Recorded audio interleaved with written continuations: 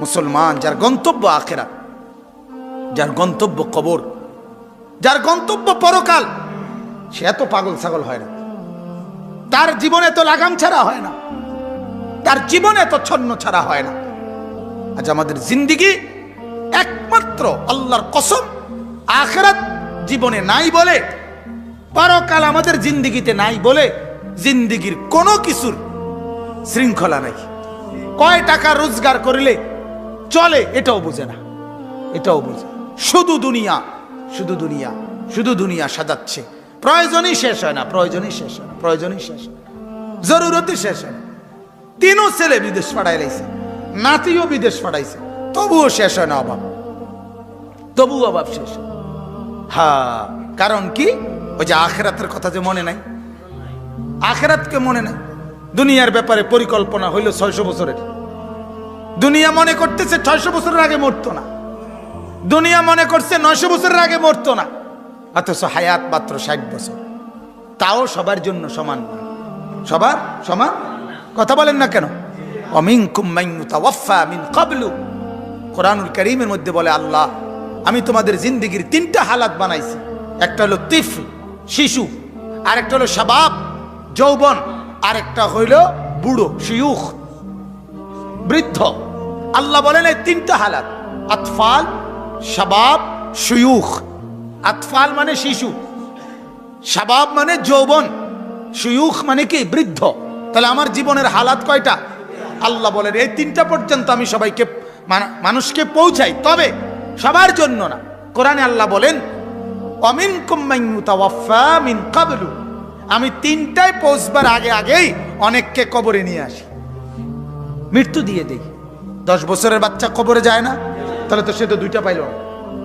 30 বছরের যুবক কবরে যায় না, তো সে তো বৃদ্ধকালীন হালাতটা। আপনি চাচা বুড়ো হয়েছেন দেখা আমিও বুড়া হব, এর কি নিশ্চয়তা আছে?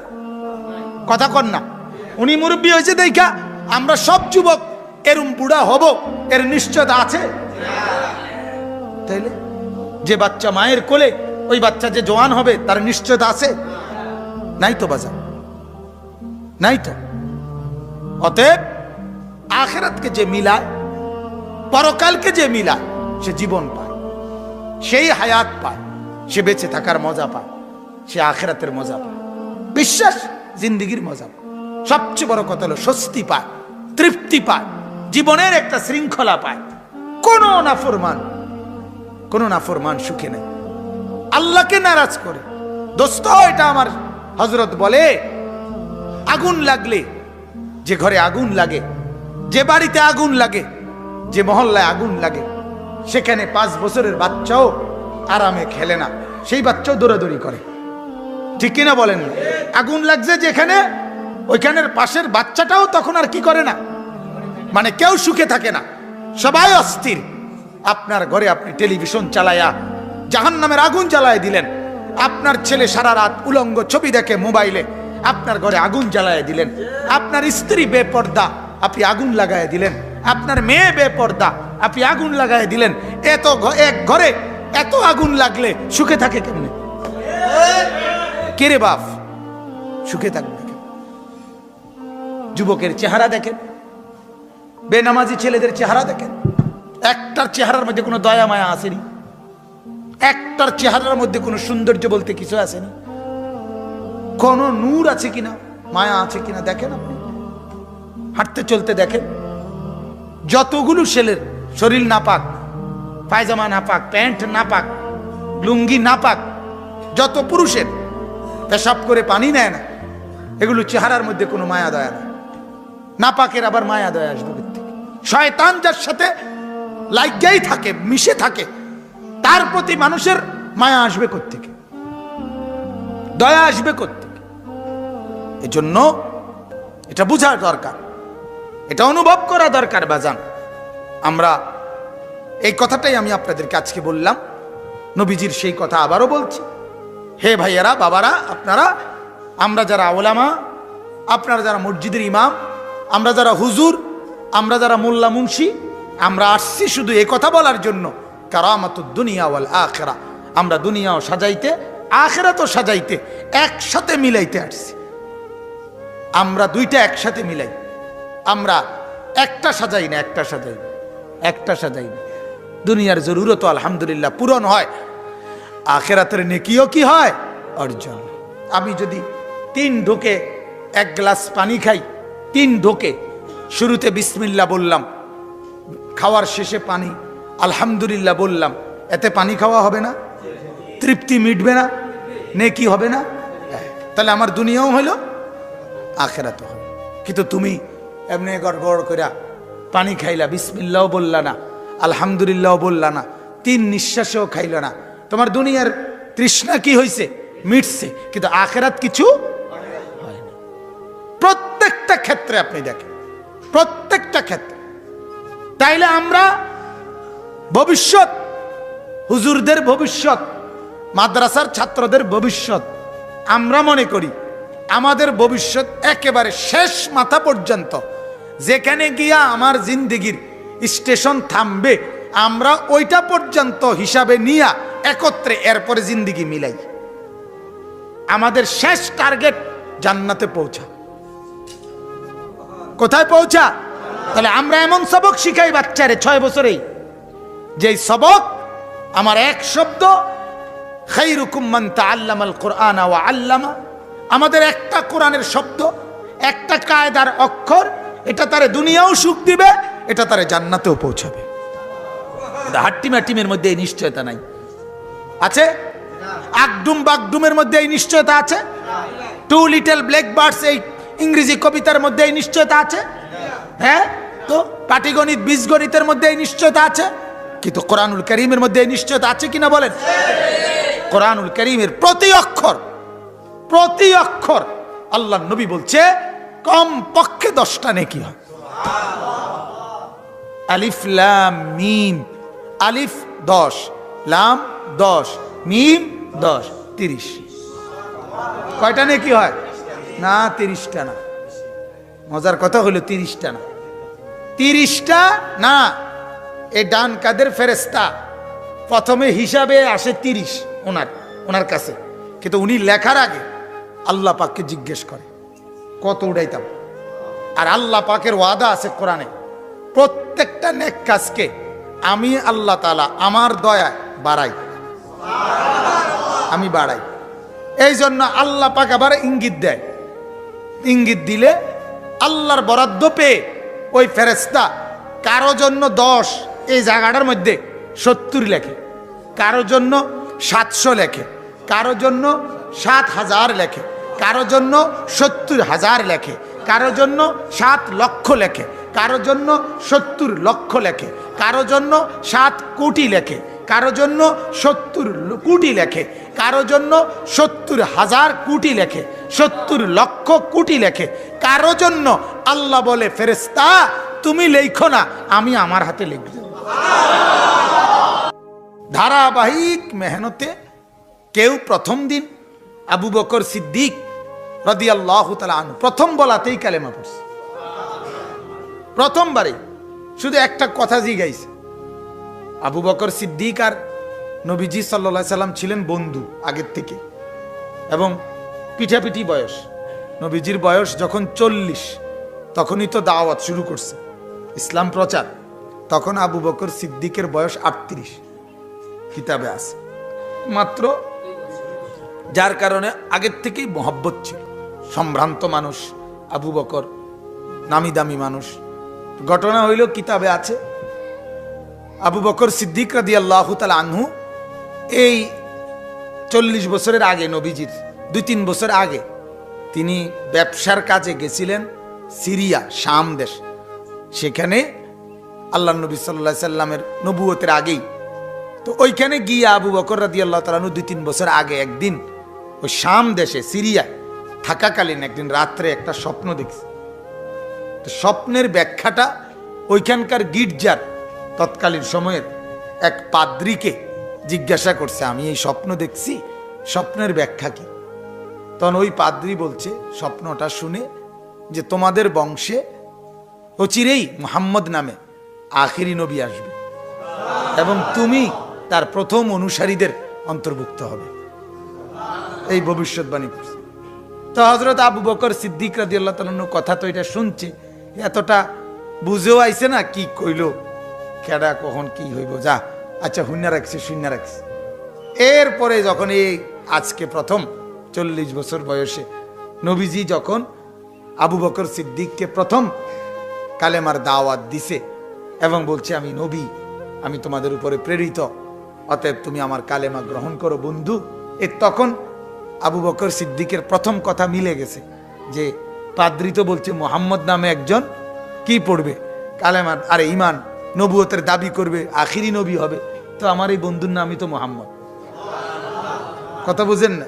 তা আর একটু একটা প্রশ্ন করছি, শুধু মাদ্দালিল আলামা তাদ্দাই, দোস্ত তুমি যে দাবি করছো নবী, এই কথার দলিল কি, প্রমাণ কি? তুমি যে নবী এটার প্রমাণ কি? সুবহানাল্লাহ। আল্লাহর নবী কি বলছে জানেন? নবীজি বলছে আজীব কথা। নবীজি তখন এটা নবীজির মুজিজা, আল্লাহ পাকের পক্ষ থেকে ইলহাম ওয়াহি জানানো। নবীজি বললেন আমার নবুয়তের দলিল হলো রুইয়া কাল্লাতি রাআইতাহা বিশাম, তুমি যে গত 2-3 বছর আগে শামে সিরিয়ায় থাকাকালীন যে স্বপ্ন দেখছিলা সেটা আমার নবুয়তের দলিল। আবু বকর বলে ওমা কিতে রেখো, আরে কি কয়, এই কথা তো আমি ছাড়া আর কেউ জানে না। ফাআনাকাহু কিতাবে আছে আবু বকর তখন মুআনাকা মানে আল্লাহ নবীকে ভাবে জড়ায়ে ধরলেন, মুআনাকা করে না, একেবারে জড়িয়ে ধরলেন। ওয়া কাব্বালা বাইনা আইনাইহি, এবং 2 চোখের মাঝে কপালে এখানে চুমা দিলেন, চুম্বন করলেন। ওয়া আসলামা, এবং কালেমা পড়ে মুসলমান হয়ে গেল। তাহলে প্রথম দাওয়াতে এসে ঠিক না, কয়দিন দেরি করছে? একদিনও না, একবারের দাওয়াতেই কি হয়ে গেছে। আর আবু সুফিয়ান কালেমা পড়ছে কতদিন পরে? তাহলে কি বুঝা গেল? কেউ এক কথাতেও বদলে যায়, কেউ লক্ষ কথাতেও বদলায়। আল্লাহর ফয়সালা থাকে যার জন্য যেমন। এজন্য হতাশ না হয়ে একই ব্যক্তির উপরে ঈমান আমলের মেহনত করা, আখিরাত পরকালের কথা বারবার বারবার বলা, এটা নামই ইসলাহি মজলিস। আমরা এটা চাই। আসলে এই ছোট মজলিসকে আমি বড় মাহফিলের চাইতে বেশি গুরুত্ব দিই। আমি ব্যক্তিগত আমি ফিকির করি যে এটাতে ফায়দা বেশি হয়, উপকার হয় বেশি, কথা শোনার মনোযোগী হয়। আর যদি সেটা চলতে থাকে ধারাবাহিক, মানুষের জিন্দিগি বদলায়। এক কথা আজকে কারো দিলে লাগে নাই, আগামী মাসে লাগবে, পরের মাসে লাগবে, পরের মাসে লাগবে দিলে। আস্তে আস্তে বলতে বলতে বলতে বলতে এটা একসময় কি লাগে, দিলে লাগে। এজন্য প্রত্যেকের কাছে অনুরোধ, ইসলাহি মজলিস এই মাসিক 2 মাসে হোক, 3 মাসে হোক, প্রতি মাসে হোক, যেমনে সুবিধা হয়, কিন্তু চালু রাখলে ভালো। ছোট হোক, অল্প হোক, 20 জন মানুষ, 20 জন যদি দিনদার হয় তো 20 কোটি কাফের বেঈমান, তার সামনে 20 জন ইমানদারের দামই বেশি। আপনারা শুনছেন, একজন ইমানদার নারী, একজনের আল্লাহু আকবার সারা পৃথিবী আলোকিত করে দিছে। একটা মেয়ে মাত্র কি পড়ছে?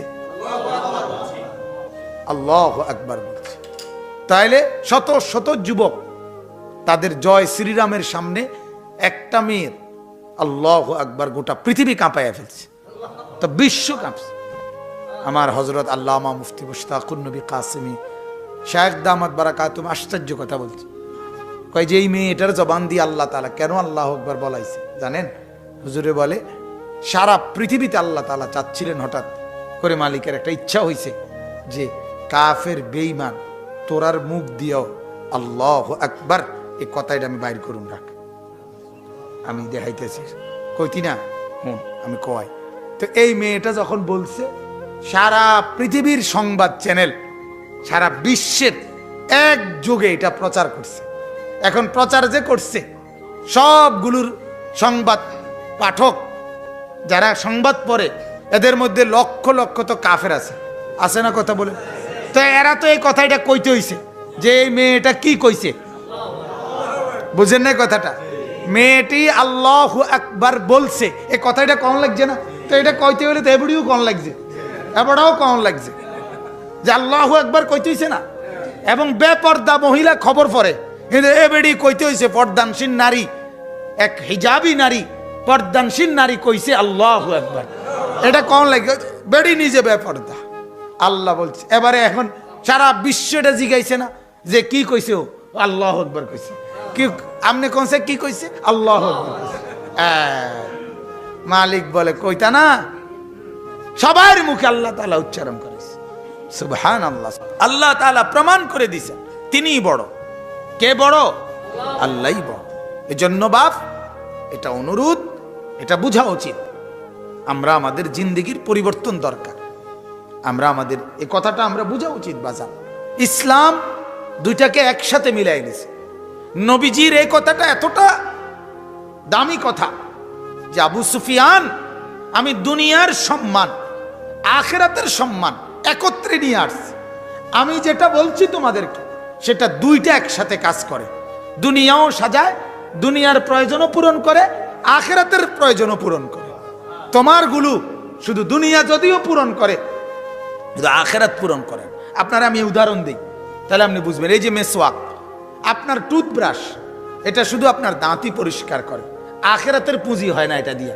কিন্তু আল্লাহর কসম, এই মেসওয়াক, এটা দিয়ে দাঁতও পরিষ্কার হয়, দুনিয়ার প্রয়োজনও পূরণ হয়, আর এই মেসওয়াকের কারণে আখিরাতে নেকি অর্জন হয়। তাহলে একই সাথে এটা আমার দুনিয়ার কাজও সারতেছে, এটা আমার আখিরাতেরও কি করতেছে? পুঁজি বানাইতেছে। আপনার ডাইনিং টেবিল, এটা দ্বারা ভাত খাওয়া হয়, আপনার দুনিয়ার জরুরত পূরণ হয়, কিন্তু আমার দস্তরখান, এটা দ্বারা ভাত খানাও হয়, আমার আখিরাতের সুন্নত আদায়ের নেকিও হয়। এক টাইম দুইটা কাজ করে, এট এ টাইম দুইটা কাজ করে। আপনার বাম পাও দিয়ে বাথরুমে ঢুকার সময় দোয়া পড়া, ডান পাও দিয়ে বের হওয়া, বের হয়ে দোয়া পড়া, এমনে ঢুকা বাহির হইলেও পেশাব পায়খানার জরুরত সারে। আর পাগল ছাগলের মতো, হ্যাঁ গরু ছাগলের মতো যে ঠ্যাং দিয়ে মনে কয় ডুইক্কা লাইলো পেশাব পায়খানার কাম সারে, ঠিক কিনা বলেন? কিন্তু তোমার আখিরাতের পুঁজি হয় না। আমি বাম পাও দিয়ে ঢুকলে, ডান পাও দিয়ে বের হইলে, এবং দোয়া পড়ে ঢুকলে, বাইর হইয়া দোয়া পড়লে, এটার দ্বারা আমার দুনিয়ার পেশাব পায়খানার জরুরত এটাও পূর্ণ হয়, আমি যে সুন্নত আদায় করলাম এটারও আমল নামায় নেকি হয়। কারামাতুদ দুনিয়া ওয়াল আখিরা। প্রতিটা এরকম, প্রতিটা এরকম, প্রত্যেকটা এরকম।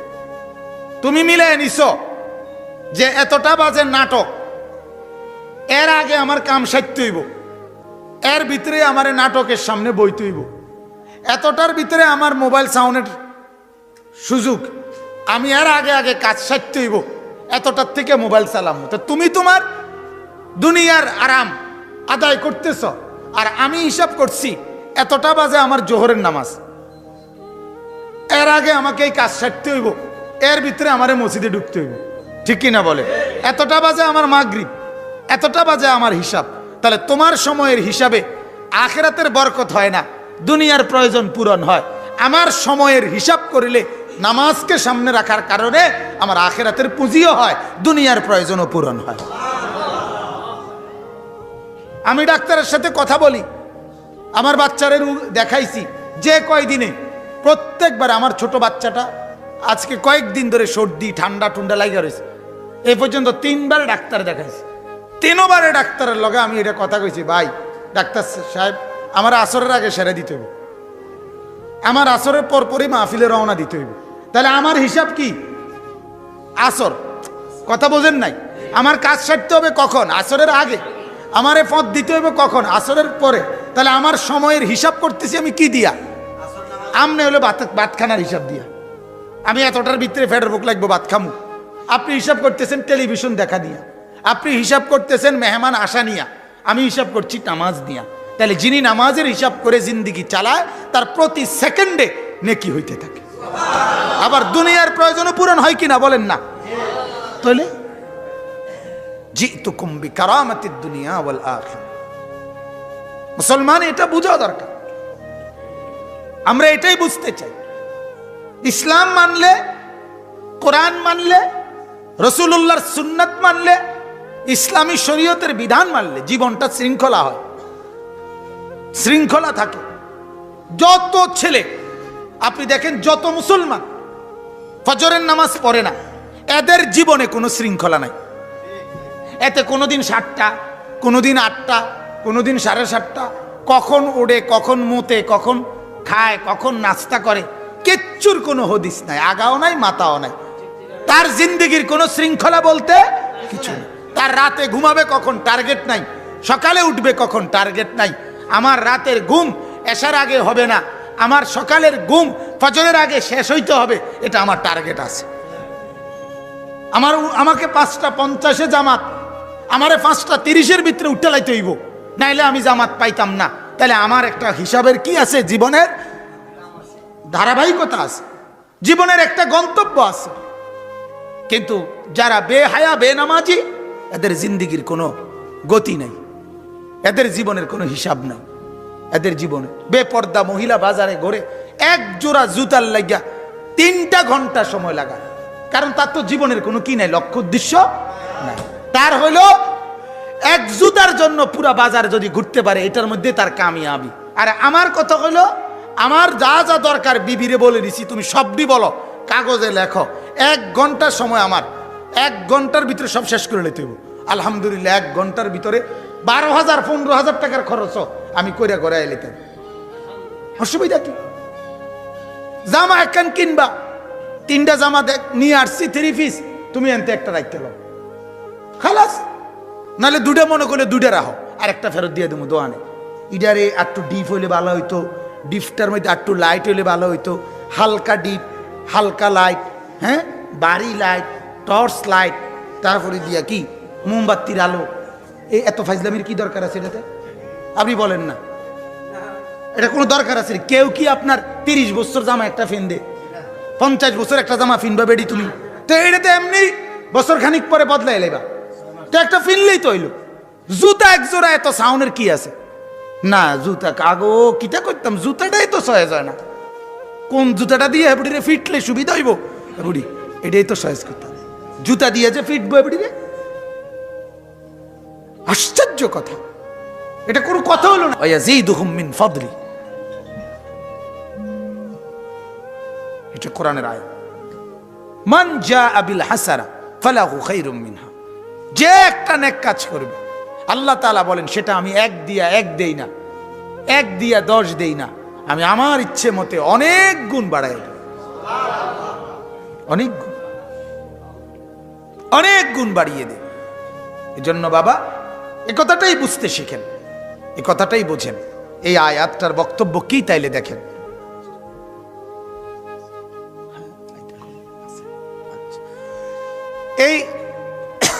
এই কথাটাই আজকে যেহেতু আপনারা, আমি আর একটু লম্বা বলতাম, কিন্তু আসলে আপনারা সব আমার মহব্বতের মানুষ, অধিকাংশই আমি চিনি, তো বেশি লম্বা করতে পারছি না। আসার এই দূরত্বের আসলে জ্যামের কারণে বা মালিকের ফয়সালা, তো আমি এই কথাটাই বুঝাইলাম। 2টা কথা, এক কথা হলো ইসলাহি মজলিস বারবার হওয়া দরকার। কয়বার হওয়া দরকার? বারবার হওয়া। অনেকের এটা আপনার বলে অনেক সময় প্রতিদিন ওয়াজ, প্রতিদিন ওয়াজ, মানে ওনার কাছে ওয়াজের বেলায় মাসে 1 দিন রে প্রতিদিন মনে হয়, কিন্তু ভাতখানার বেলায় প্রতিদিন রে প্রতিদিনও মনে হয় না, সকাল রে কোনো আর দুপুর মনে হয় না, সকালে ভাতে দুটি খাইলেন আবার দুপুরেও ভাত খায়, আবার কি আপনি প্রতিবেলা ভাত, প্রতিবেলা ভাত, কি ব্যাপার? আপনি তো শনিবারে ভাত খাইলেন, রবিবারে ভাত খান কেন? সোমবারে কেন ভাত খান আপনি? 1 শনিবারে ভাত খাওয়ার পরে কমপক্ষে 4 শনিবার পরে 5ম শনিবারে আপনি ভাত খাওয়া দরকার আবার। কিন্তু এই ব্যাপারে দুনিয়ার বেলায় এটা প্রতিদিন দরকার, সারাক্ষণ দরকার, আখিরাতের বেলায় এটা দরকার নেই। এটা আমাদের বদনসিব, এটা আমাদের বদনসিব, বহুত বড় মন্দ কপাল যে দুনিয়া বারবার দরকার, দুনিয়া বারবার দরকার, আখিরাত বারবার দরকার। এত ওয়াজ, এত ওয়াজ, এত মাদ্রাসা দিয়ে করে কি? এত ওয়াজ দিয়ে কি হইব? এত সাধুয়ান দিয়ে দরকার কি? একটা গাজি টাঙ্কি 1000 লিটারের, একটার ভিত্তে চা বানাই লইলে তো সুবিধা।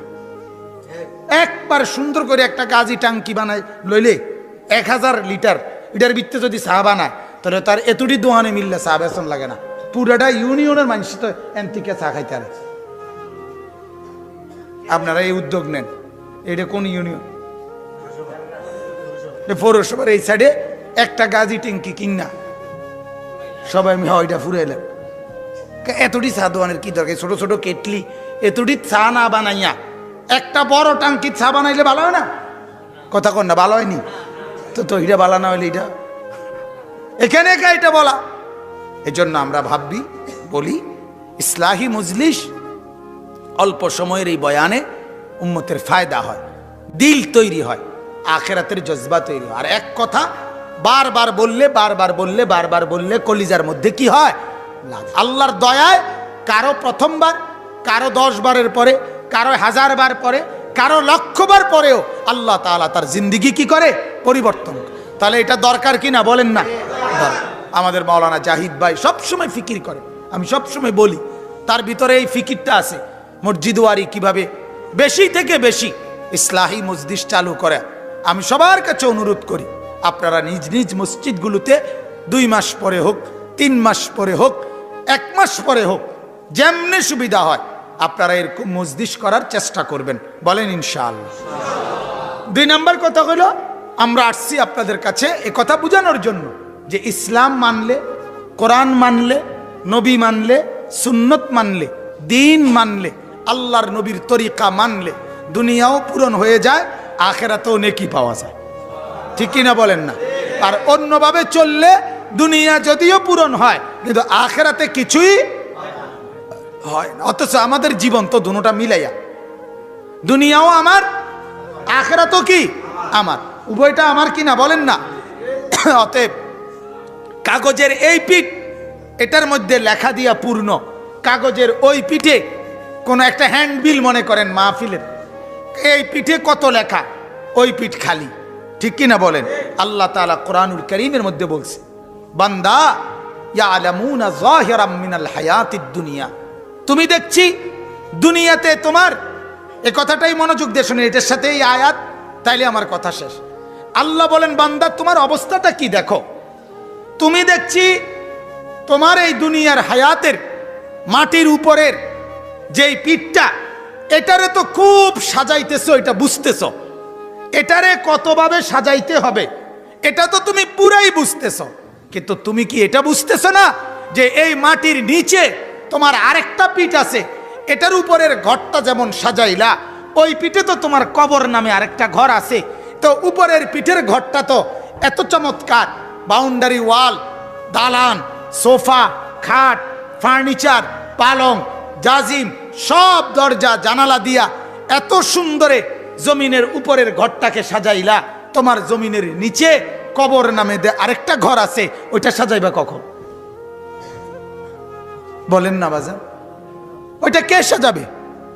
ইয়ালামুনা যাহিরাম মিনাল হায়াতিদ দুনিয়া, আল্লাহ বলে তোমরা কেবল বুঝতেছো তোমাদের জীবনের উপরের অংশ, ওয়া হুম আনিল আখিরাতি হুম গাফিলুন, অথচ আখিরাত থেকে হয়ে আছো একেবারে গাফিল, কবর থেকে হয়ে আছো গাফিল।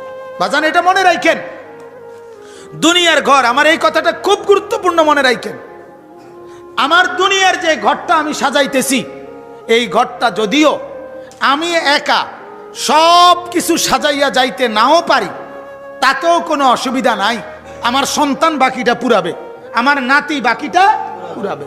আব্বাই বিড়া বাইন্দা গেছে, ফুতে ঘর করছে, ঠিক কিনা বলেন? নাতি এ দোতলার কাম করছে, হইতে পারে না এমন? অথবা নাতি আইসা আরো 10 শতক জায়গা বাড়াইয়া বাড়ির ওয়াল বাড়াইছে, 3 পুরুষে মিল্লা, 4 পুরুষ মিল্লা হয়তো এই ঘর এই বাড়ি সাজাইছে, হইতে পারে না এমন? এবং এমনই হচ্ছে।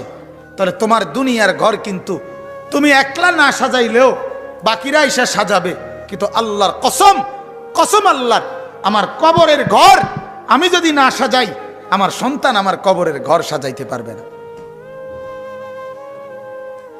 এই কথাটাই যদি বুঝেন তো যথেষ্ট, তাইলে আমার বলা সার্থক। এই এক কথাই শুধু ভাবে না, তোমার দুনিয়ার ঘরে আপনি সোফা বানাইয়া দেন নাই, অসুবিধা নাই, আপনি জান গায়ে কবরে আপনার ফুতে বানাবে, ঠিক না বলেন না? আপনি টেবিল বানাইছেন, আপনি চেয়ারটি বানাইতে পারেন নাই, চলে যান আপনি কবরে, অসুবিধা নাই, আপনার ছেলে চেয়ার বানাবে। কিন্তু কবর বলেন না, আমার কবর যদি আমি সাজায় না যাই, কে সাজাই দেবে? আমার ছেলে, আমার নাতি, আমার মেয়ে? তো তো বাজান, ওটা তো আমারই ঘর। আল্লাহ তাআলা এটাই বলছে, বান্দা এই পিঠ তো খুব সাজাইলা, ওই পিঠ থেকে গাফেল কেন? ওই পিঠে কি তুমি যাবা না? এত মানুষ মরছে তুমি দেখো না? এত লাশ, এত কবর, এত জানাজা, এত কবরস্থান দেখো না? এত কবরস্থান দেখো না? এত কিছু দেখেও বুঝো না তুমিও যেতে হবে? অতএব আল্লাহ তাআলা এখানে এটাই বলছেন, ওমা হাযিহিল হায়াতুদ দুনিয়া ইল্লা লাহবুন ওয়া লাইব। এই আয়াত সূরা আনকাবুতের 64 নম্বর আয়াতে আল্লাহ তাআলা বলেন যে, ও আমার বান্দা শোনো, এই তাম দুনিয়াটা তুমি যেটা নিয়ে এত ব্যস্ত, এটা আমি বানাইছি। কে বলেন তো? আসমান কে বানাইছে? জমিন, এর মাঝে যা কিছু, আপনার ঘরে যা, আপনার বাহিরে যা, আল্লাহর নাম বারবার বলেন। কে বানাইছে বলেন? এখন আল্লাহ বলেন, বান্দা এটা আমি বানাইছি, এটা আমার বানানো।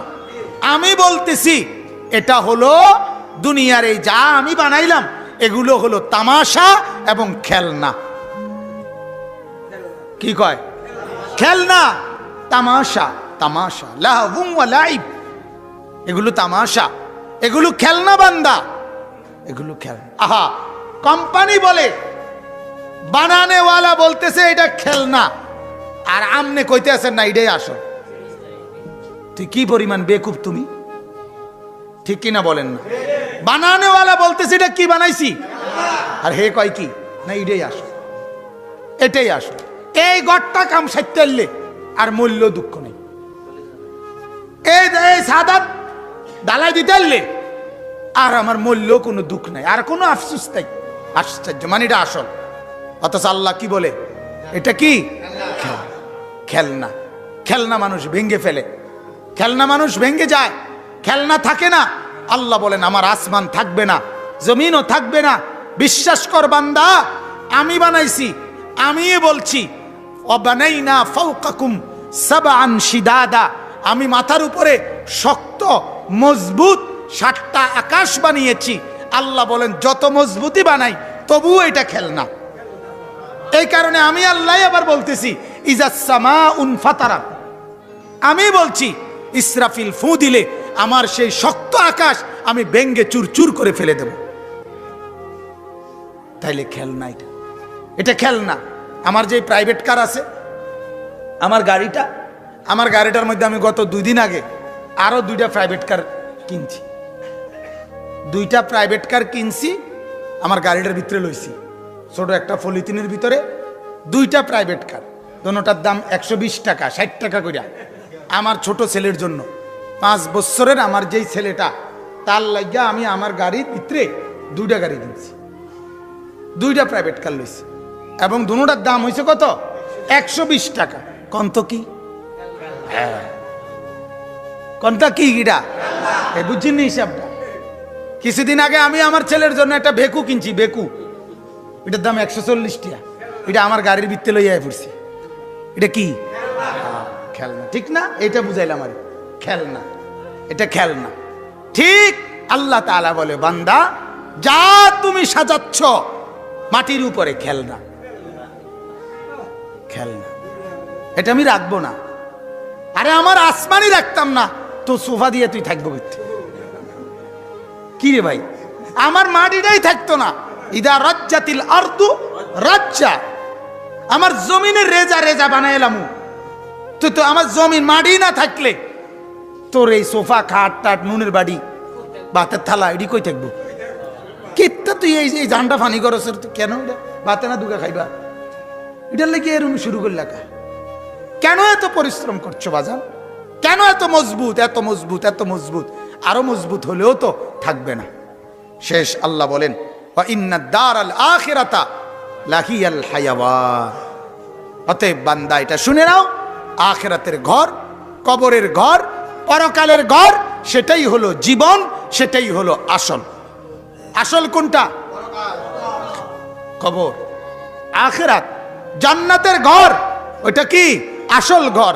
এজন্য ওই ঘর জীবনে ভাঙবো না, ওই ঘরের ব্যাপারে আমি বলছি খালিদিনা ফিহা আবাদা।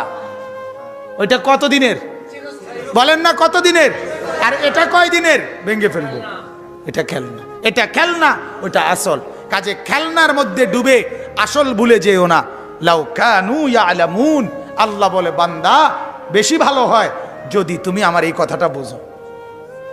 লাউ কানু ইয়ালামুন, আল্লাহ বলে বান্দা যদি এটা বোঝো, তুমি আমার এই কথাটা যদি বোঝো যে এটা খেলনা ওইটা আসল, তাইলেই বেশি ভালো হয়। কিন্তু আল্লাহ বলে ওই আয়াত যেটা বললাম, অথচ তুমি বুঝতেছো উল্টাটা।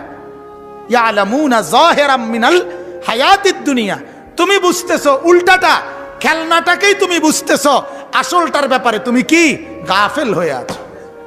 আল্লাহ বলে তুমি যেটা বুঝতেছো বান্দা এটা ভুল, আমি যেটা বুঝাইতে চাচ্ছি এটা আসল, এটা সঠিক।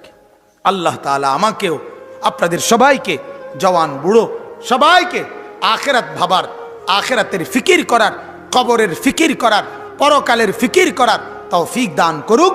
সকলেই বলেন আমিন। আল্লাহ এই বাবার এই ফিকির আসে নাই যে আমার এই মেয়েটা এতে চরিত্রবান থাকবে কিনা,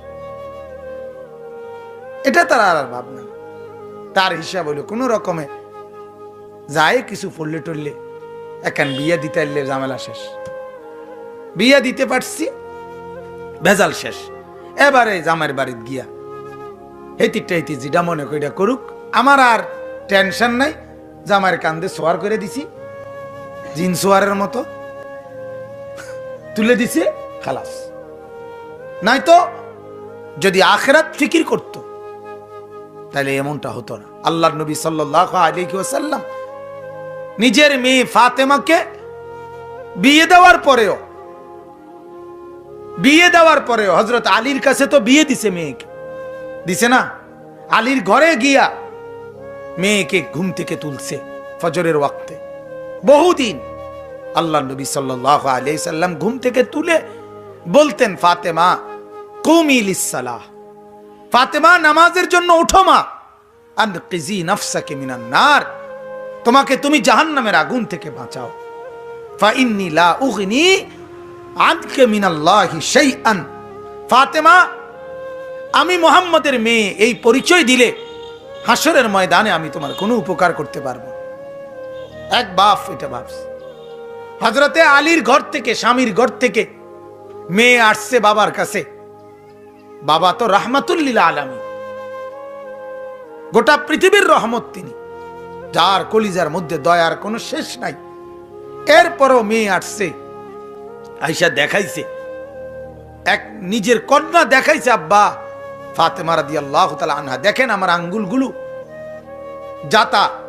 তখনকার দিনে দুইটা পাথরের গোল গোল, যেটার মাঝখানে একটা ডান্ডার মতো থাকতো, এগুলা ঘুরাইলে আপনার আটা পিসত, এগুলা ঘুরাইয়া গম বানতো। এরপর আরো কলুই না কলুই, এগুলারে কি করতো, কলুই বানাইতো ডাইল আপনার বাং। আমি তো দেখছি, আমার একবারে ছোটবেলায় আফসা মনে আছে, আমি দেখছি আমার দাদি যে এগুলো ঘুরাইতো, আমি দেখছি এটা, এগুলারে জাতা বলে। সমান সমান গোলাকার দুইটা পাথর, মাঝখান দিয়ে একটা কি আংটার মতো, এটা ঘুরাইতো।